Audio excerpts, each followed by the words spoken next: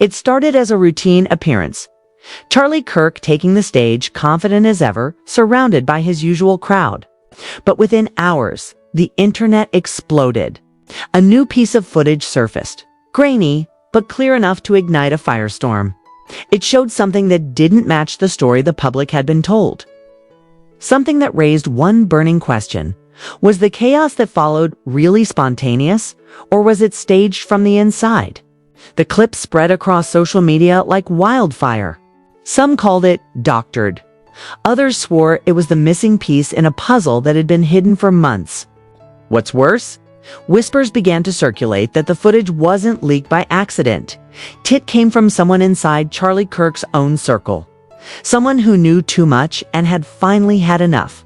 Suddenly, every word, every movement, every face in the video was under a microscope. Conspiracy theories collided with insider reports.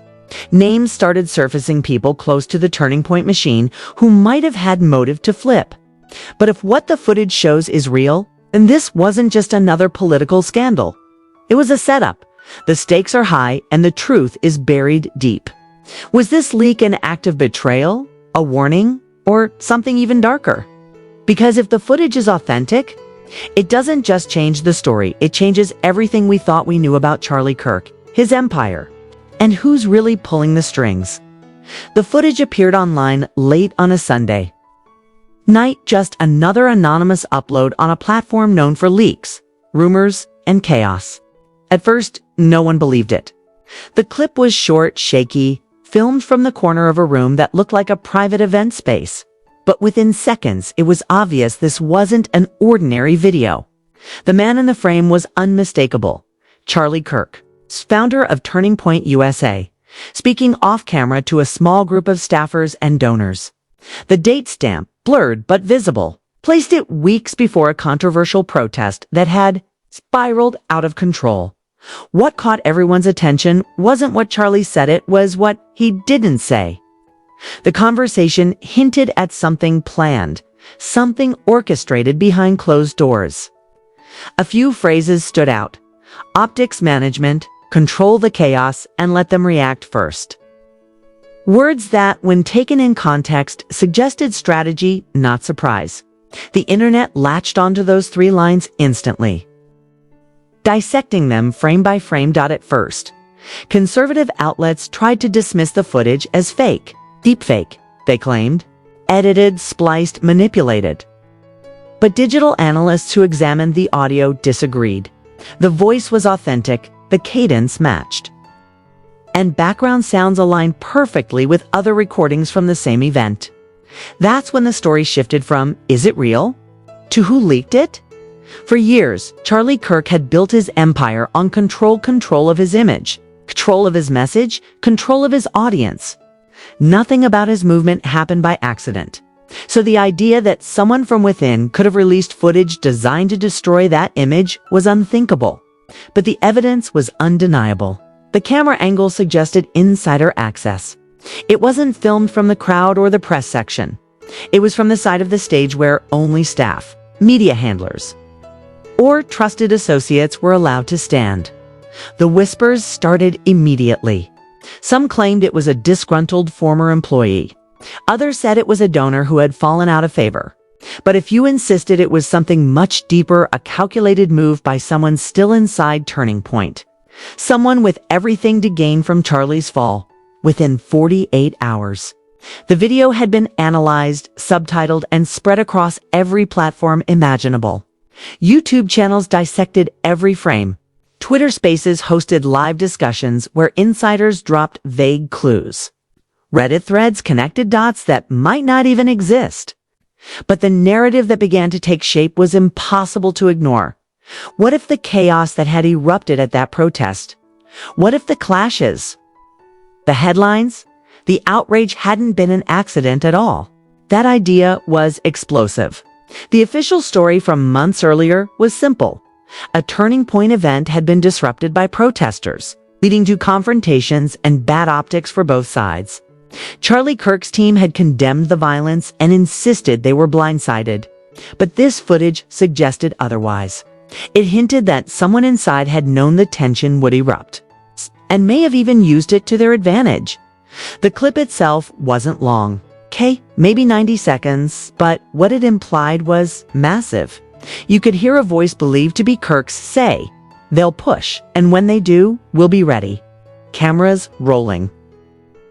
That one line changed everything. The tone wasn't defensive. It was expectant, planned suddenly. People began revisiting old clips from the protest, searching for signs of coordination. Viewers noticed how certain camera crews seemed to be in perfect position when the confrontation began. How the angles looked more cinematic than chaotic.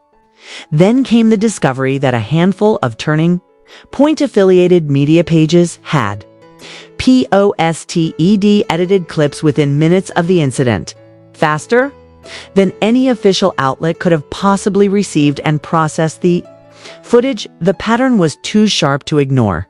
It wasn't proof, but it was enough to make the public suspicious. If the footage was real, it meant that the event, one that had fueled weeks of outrage and donations, might have been carefully managed from the inside.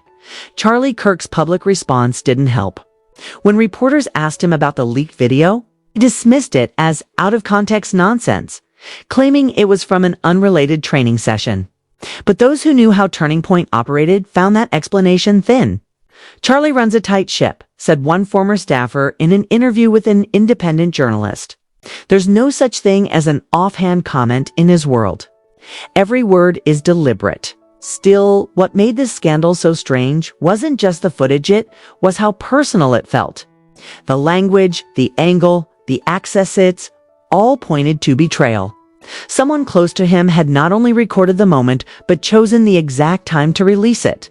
That timing wasn't random either. The leak came just as Charlie was expanding Turning Point's reach, courting new partnerships and positioning himself for greater political influence. In other words, right when he had the most to lose. As investigators and journalists dug deeper, patterns began to emerge. Several staff members had quietly left Turning Point in recent months, some citing toxic culture, others simply disappearing without comment. One of them, a former communications aide, had recently started posting cryptic messages online. "The truth always leaks." One post read, another said, "Watch who smiles when the cameras stop." It didn't take long for internet detectives to connect the dots. Meanwhile, within Turning Point, morale was collapsing. Internal emails obtained by reporters showed frantic exchanges about containment strategy, digital cleanup, and damage mitigation. Staff were ordered not to comment publicly, even on personal accounts. One email warned anyone caught engaging with the video narrative will be terminated immediately. The tone was panicked, something rare for an organization that prided itself on discipline. Behind the scenes, sources said Charlie was furious, not just about the leak, but about the betrayal. He trusts a very small circle, one insider explained. If that circle's compromised, nothing in his world is safe anymore. And then came the twist that no one saw coming. Reports surfaced that a second and longer version of the footage existed, one that hadn't yet been made public. Anonymous accounts online claimed it showed not just strategy talk, but a conversation involving two senior Turning Point officials discussing controlled narrative escalation. The phrase alone sent social media into chaos.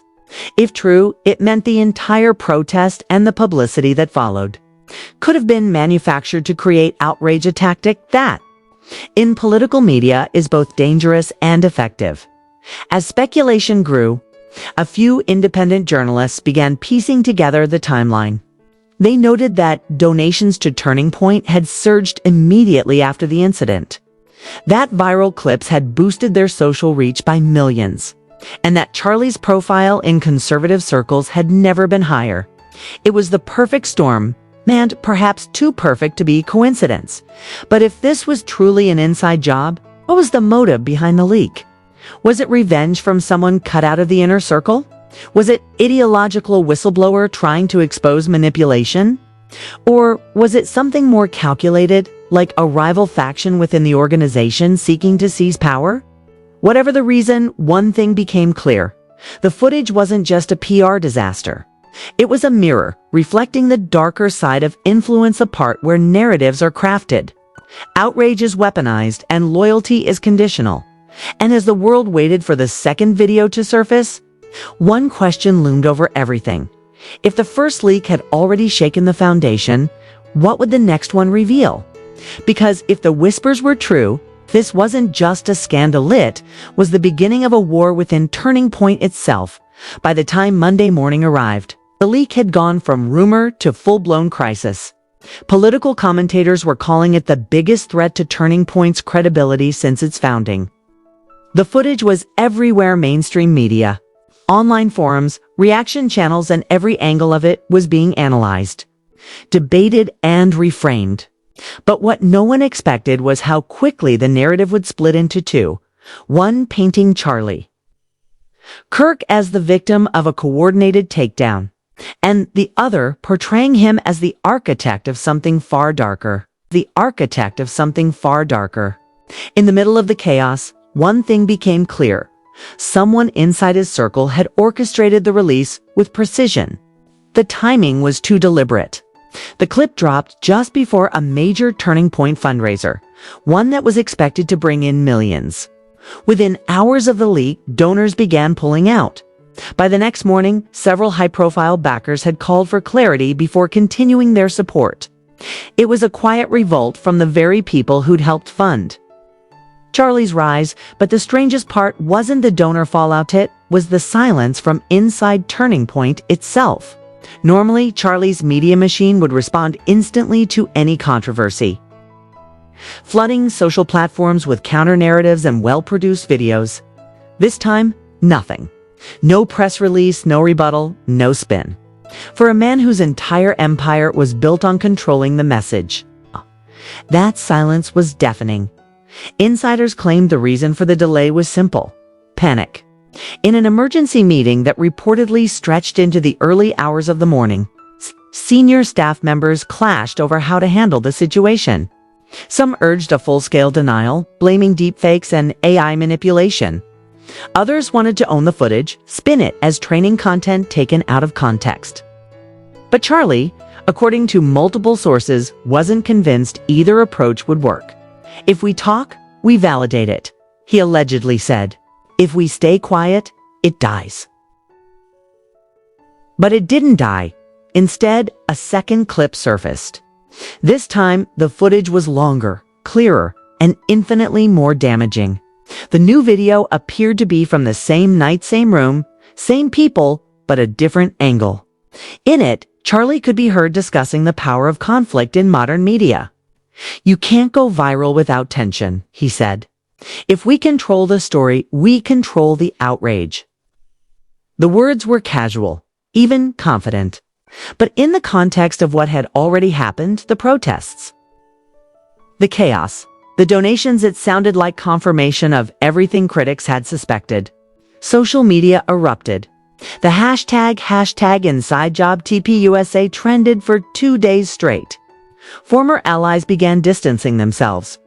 Even conservative commentators who had defended Charlie in the past called for transparency. But behind the outrage was something even more unsettling: proof that the leak wasn't. Random.tech analysts noticed that both clips shared the same metadata signature, meaning they came from the same device. That meant one thing: the person behind the leak had more access than anyone had imagined. Whoever it was, they weren't some intern or outside observer. They were part of the inner circles, someone who had sat close enough to record every word, and patient enough to hold on to the footage until the perfect moment. By midweek, the rumor mill had gone into overdrive. Several names started circulating online. But one stood out: a longtime media liaison who had quietly left Turning Point just a month earlier. Their exit had been described as amicable, but now their social media activity told a different story. Posts about exposing corruption, standing up to hypocrisy, and telling the truth, even if it hurts, suddenly seemed less like vague statements and more like warnings. The idea that a former insider had turned whistleblower gave the story an entirely new dimension. It wasn't just about Charlie Kirk anymore. It was about a culture of control that had finally imploded from within. He built his empire on loyalty, said one anonymous former employee. But loyalty only lasts as long as people feel respected. Once that's gone, everything else follows. Meanwhile, the second video sparked deeper investigation into the Turning Point organization itself. Financial reporters began digging into donation records, tracing how certain fundraising spikes coincided with controversial incidents. The pattern was impossible to ignore. Moments of outrage, whether spontaneous or staged, consistently led to surges in funding. Conflict drives cash, one analyst summarized bluntly. The numbers speak for themselves. While the public debated motives, internal documents began leaking too. Emails between event organizers and marketing teams hinted at coordinated optics campaigns designed to amplify confrontations for social media reach.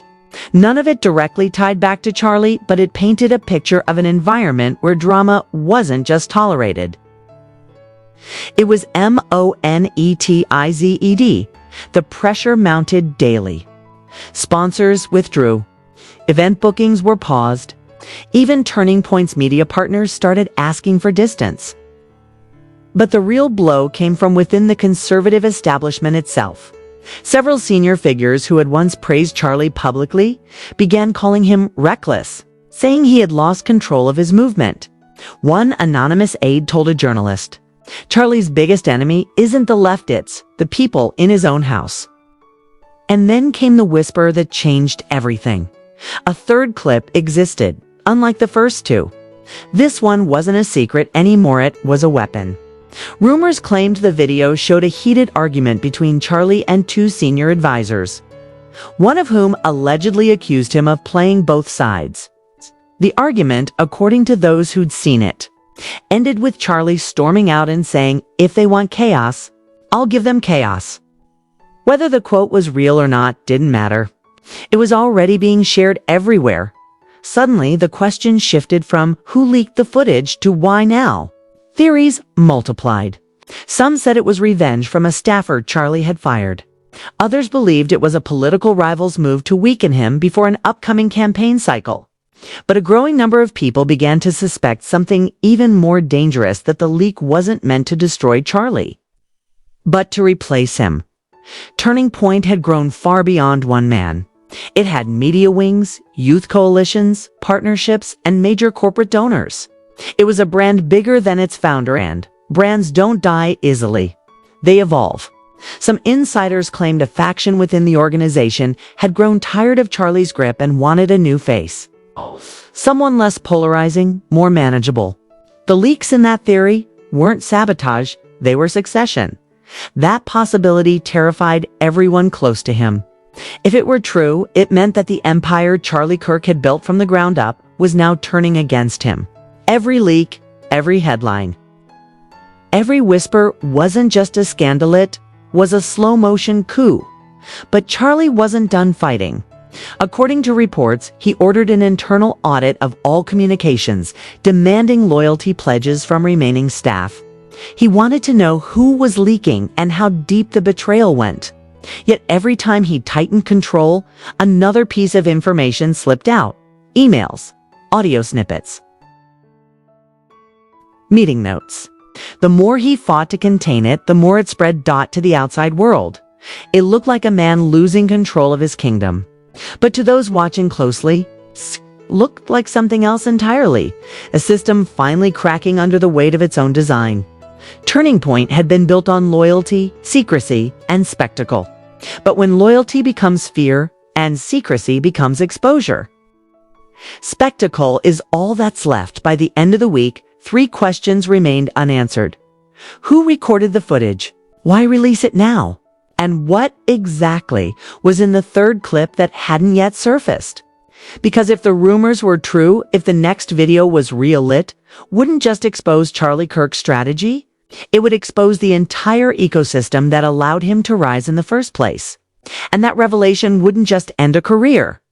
It could change the entire landscape of political media as we know it. The tension was unbearable.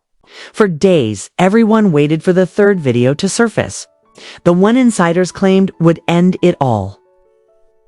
The online world was a powder keg, commentators refreshing feeds every hour. Journalists chasing anonymous tips, conspiracy channels counting down as if waiting for a bomb to drop. The first two clips had shaken the foundation. This one, people believed, would bring the whole structure crashing down. But when the footage finally appeared, it wasn't what anyone expected. It didn't show an argument or an admission of guilt. It showed something more subtle and far more dangerous. The setting was the same, a private meeting room, small and dimly lit, with a handful of people sitting around a table. Charlie Kirk was there, visibly tired but composed, speaking to his senior staff. The conversation began innocently enough, discussing events, audience engagement, and message coordination. But as the video continued, the tone shifted. Charlie began speaking about narrative engineering, a phrase that immediately set off alarm bells online. He spoke about how outrage could be used as a tool, how emotional reactions could be guided, and how public attention could be redirected when necessary. People don't follow facts, he said in the video. They follow emotion. If you control what they feel, you control what they believe. The room was quiet. Nobody interrupted him. Nobody questioned it. They all nodded, taking notes. That one moment sent shockwaves through the internet. It wasn't proof of a staged event or a conspiracide was worse. It was confirmation that the chaos wasn't an accident of politics. It was a business model. The footage revealed a worldview where outrage wasn't something to avoid, was something to manufacture. A resource to be mined for engagement, followers, and money. It didn't matter whether you supported Charlie or despised him. Watching that clip felt unsettling because it exposed something bigger than one man. It showed how modern political media, every side, thrives on division, tension, and spectacle. The machine doesn't need truth. It needs attention. And Charlie had mastered it. As the clip went viral, his defenders scrambled to contain the damage. It's just media strategy, one spokesperson said. Every organization talks about audience engagement. But those words couldn't undo what the footage showed. This wasn't a media strategy, it was manipulation laid bare. Inside Turning Point, the fallout was immediate. Key staffers began resigning quietly, slipping out of the spotlight before their names could get dragged into the story. Donors demanded explanations. Conservative allies stopped returning calls. Even major event organizers started canceling appearances.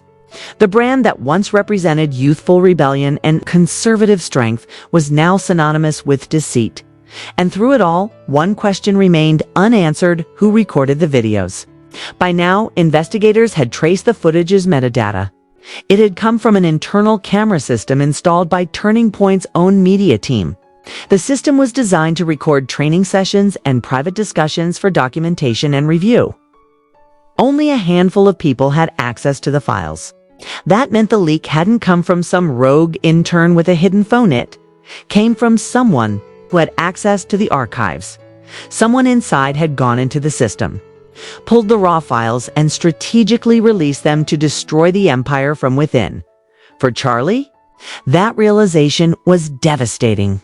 Betrayal is bad enough when it comes from rivals, but betrayal from within your own walls, that's the kind of wound that doesn't heal.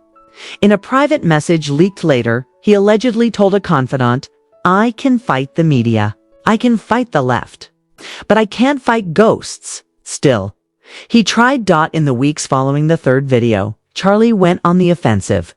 He accused deep operatives of infiltration, claiming the footage had been selectively edited and weaponized. He gave interviews where he described himself as a target of coordinated sabotage, painting the leaker as a traitor who had fallen for the other side's tactics. It was a smart move, turning his vulnerability into a rallying cry. His most loyal followers bought the story instantly, framing the scandal as an inside job orchestrated by enemies of the movement. But for the broader public, it was too late. The damage was done. The footage had stripped away the illusion behind the scenes. Sources confirmed what many suspected: the organization was fracturing. Internal emails showed bitter arguments over who to blame, who to fire, and whether the Turning Point brand could even be saved. Some staff wanted to rebuild quietly, rebrand under new leadership. Others insisted that doubling down was the only way forward. Through it all, one person's name kept surfacing. A communications director who had left months earlier, just before the first leak. This individual had access to the recording system, the archives, and the media network where the first clip appeared. They'd also been close to Charlie, trusted, respected, and deeply embedded in the organization's day-to-day operations. If they were behind the leak, it wasn't just sabotage, it was revenge. But revenge for what? The answer came from another leak, a single email thread that circulated through journalists late one night. The email exchange was between Charlie and the communications director, arguing over a project that had gone wrong. The tone was cold, clipped, and personal. Charlie accused them of overstepping authority. The director's reply was short and chilling. "You'll regret underestimating me." After that, they were gone. When the media uncovered that detail, the puzzle finally began to make sense. This wasn't a random betrayal or a grand conspiracy. It was something more humane, a clash of ego, loyalty, and ambition. Charlie's empire hadn't been destroyed by his enemies. It had been dismantled by his own people, the ones who knew his weaknesses best. And that's what made it so powerful. Because when the footage dropped, it didn't just expose one man, it exposed the system he represented. The world saw how influence works, how narratives are shaped, how outrage becomes currency. The lines between authenticity and manipulation blurred, leaving everyone asking the same question. If even the truth-tellers are playing the game, who can you trust? As the weeks turned into months, the story slowly faded from headlines, replaced by newer scandals. But the impact never really went away. For many, the leak changed the way they viewed not just Charlie Kirk, but the entire ecosystem of political commentary. It forced people to confront the uncomfortable reality that the outrage they consumed every day might not be relit, might be engineered in private. Charlie continued to fight to regain his footing. He launched new projects, new shows, new partnerships, all aimed at reclaiming control of the narrative. But the trust was gone. Even among his supporters, there was doubt, unspoken but visible. Every time he spoke about the truth, people remembered those leaked words. If you control what they feel, you control what they believe. Ironically, that statement had become prophecy. The footage didn't destroy his influence, it revealed how influence works. It reminded everyone that the real power isn't in having followers. It's in knowing how to move them. And Charlie Kirk, whether by genius or mistake, had shown the world exactly how it's done. The real question now wasn't whether he'd recover. It was whether the world would learn from what he'd exposed. Because if this was an inside job, it wasn't just one man's downfall. It was a warning. A warning about how easily truth can be bent, how outrage can be sold, and how the line between loyalty and betrayal can vanish in a single clip. And as the world moved on to the next scandal, the footage remained a digital scar, a reminder of the moment everything changed. Not just for Charlie Kirk, not just for Turning Point, but for everyone. Whoever believed the story without. Asking who wrote it. The footage changed everything, but not just for Charlie Kirk. It changed how people look at politics, influence, and truth itself. In a world where every headline is engineered and every outrage feels designed to divide. This leak pulled the curtain back on how the game is really played. It wasn't just a scandal, it was a lesson in how power manipulates perception and how easily emotion becomes a weapon. If this story made you stop and think, don't just scroll away, share it. Talk about it. Because whether you agree with Charlie or not, what happened here exposes something much bigger than one man's empire. It exposes the machinery of modern influence, the way narratives are built, sold, and believed. Ask yourself, how many of the stories we react to every day are real? And how many are manufactured to make us react? How many leaks are really setups? How many controversies are just carefully timed distractions? The footage may have ended one chapter of Charlie Kirk's story, but it opened another for the rest of USA chapter about awareness, accountability, and the search for truth in a world built on spectacle. So stay curious, stay skeptical, and keep watching, because the truth rarely arrives polished or planned. Sometimes it leaks out in the middle of the night, shaking everything we thought we knew.